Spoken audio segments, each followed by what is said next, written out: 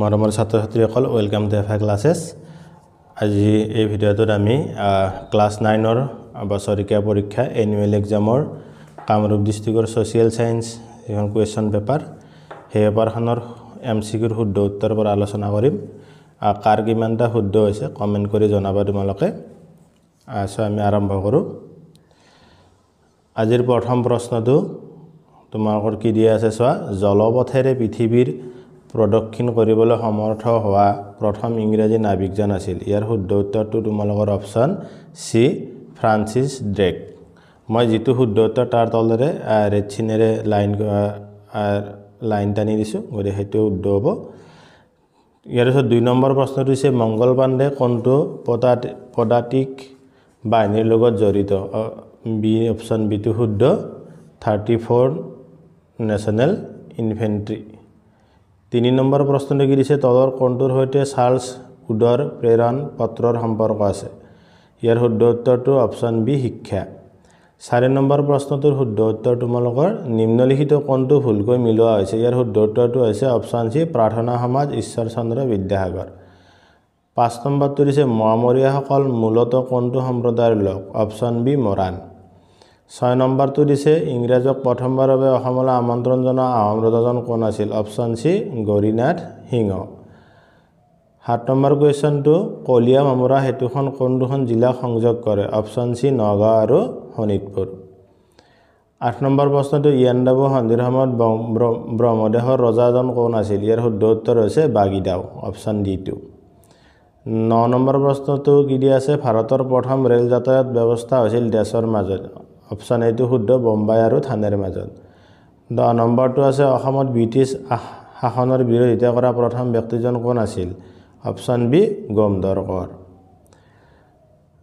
11 number আছে গোবিন্দ চন্দ্ৰ দেশৰ ৰজা আছিল অপচন এ কাছাৰৰ 12 নম্বৰটো তোমাৰ এতে উক্তি আৰু কাৰণ দিছে ইয়াত তোমাৰ শুদ্ধ উত্তৰটো হ'ব অপচন সি এ আৰু আৰ দুয়োটা শুদ্ধ আৰু আৰ হৈছে এৰ শুদ্ধ ব্যাখ্যা 13 নম্বৰটো দিছে তলৰ কোনটো ভাৰতীয় জাতীয়বাদ উন্মেষণৰ কাৰক নাছিল ইয়াৰ শুদ্ধ উত্তৰটো হ'ব তোমাৰ অপচন বি উমৈহতীয়া ভাষাৰ অভাৱ 14 নম্বৰটো আছে তলৰ ঘটনা প্ৰবাহ ঊৰ্ধ্বক্ৰমত সজোৱা ইয়াত মানে ঘটনা অপচন কিটা দিয়াই নাই ঊৰ্ধ্বক্ৰমত সজাব দিছে গতিকে তোমালোকৰ এটো প্ৰশ্নটোৱে ভুল হৈছে গম পাইছানে 15 নম্বৰটো দিছে নগাঁৱৰ পুৰণি নাম অপচন জি খাগৰিজান 16 নম্বৰটো উইলিয়াম ফৰ্ড দেশত সজা হৈছিল অপচন বি কলকাতা 17 নম্বৰটো আনন্দ মঠৰ ৰচক কোন আছিল অপচন এ টো শুদ্ধ বঙ্কিমচন্দ্ৰ চট্টোপাধ্যায় 18 নম্বৰটোৰ শুদ্ধ উত্তৰ অপচন সি 1817 খ্ৰীষ্টাব্দ 19 নম্বৰ গৌণ প্ৰবাহৰ এটা উদাহৰণ তোমালোকৰ অপচন সি বাতাগ্ৰ 20 নম্বৰ তলৰ কোনখন ব্ৰহ্মপুত্ৰৰ দক্ষিণ পাৰৰ উপনৈ ধনশিৰি অপচন এ টো শুদ্ধ 21 নম্বৰ তলৰ কোনটো ক্ষয়জনিত ভূ অৱয়ব নহয় ইয়াৰ শুদ্ধ উত্তৰটো হৈছে ড্ৰামলিন অপচন ডি 2 22 নম্বৰ প্ৰশ্নটোৰ বায়ু প্ৰবাহৰ মূল কাৰণটো হ'ল অপচন বি চাপৰ পাৰ্থক্য 23 নম্বৰৰ শুদ্ধ উত্তৰটো প্ৰশ্নটো হৈছে প্ৰাচ্যৰ প্ৰশান্ত মহাসাগৰীয় উপকূল অঞ্চলৰ ঘূৰ্ণীবতাহৰ নামটো হ'ল ইয়াত শুদ্ধ উত্তৰটো টাইফুন অপচন সি 24 নম্বৰ প্ৰশ্নটো মেনগ্ৰোভ উদ্ভিদ পৰিলক্ষিত হয় অপচন বি সুন্দৰবন বদ্বীপত 25 নম্বৰ প্ৰশ্নটো শুদ্ধ উত্তৰ হৈছে অপচন সি প্ৰতি বৰ্গ কিলোমিটাৰত 382 জন 26 নম্বৰ প্ৰশ্নটোৰ শুদ্ধ উত্তৰ তোমাৰ কাৰ্বি প্ৰশ্নটো হৈছে কাৰ্বি মালভূমিক কোন উপত্যকাই দুভাগত বিভক্ত কৰিছে অপচন সি কপিলী উপত্যকাই 27 নম্বৰ প্ৰশ্নটো তলৰ কোনখন অভয়াৰণ্য কাৰ্বি আংলঙত অৱস্থিত নহয় অপচন বি হ'ব চক্ৰশিলা অভয়াৰণ্য ইয়াৰ পিছত তোমালোকৰ অপচন 28 নম্বৰটো বিটিএডি আমাৰ 2003 চনত হৈছিল অপচন বি শুদ্ধ 29 নম্বৰটো অজন তৰপটো ক'ত অৱস্থিত অপচন সি ষ্টেট্ৰস্ফিয়াৰত 30 নম্বৰ বতাহৰ গতিবেগৰ একক হ'ল অপচন এ নট 31 নম্বৰৰ শুদ্ধ উত্তৰটো কি শিমলা হিমাচল প্ৰদেশৰ ৰাজধানী শিমলা 32 নম্বৰৰ ইয়াত অপচন কেইটা গণ্ডগোল আছে আমাৰ শুদ্ধ ক্ৰমটো হ'ব লাগিছিল A2 B1 C4 D3 কিন্তু ইয়াত হেনেকুৱা ক্ৰমৰ এনসাৰ নাই গতিকে আমাৰ এটো অলপ গণ্ডগোল হৈছে প্ৰশ্নটো দিওঁতে 33 নম্বৰ তলৰ কোট পাৰ্বত্য হিমবাহ দেখা নাযায় অপচন ডি টু শুদ্ধ ইয়াত এন্ডিজ 34 নম্বৰ পৃথিৱীৰ উপকূলৰেখাৰ সৰ্বমুঠ দৈৰ্ঘ্য প্ৰায় কিমান হ'ব লাগে 0.9 নিযুত কিলোমিটাৰ সি অপচনটো শুদ্ধ 35 অসমৰ চাৰিসীমাত থকা দুখন বিদেশী ৰাষ্ট্ৰ হ'ল অপচন এ টো শুদ্ধ ভূটান আৰু বাংলাদেশ 36 নম্বৰটো তলৰ কোনটো আঞ্চলিক দল অন্ধ্ৰ প্ৰদেশত আছে ইয়াৰ শুদ্ধ উত্তৰটো তোমালোকৰ অপচন এ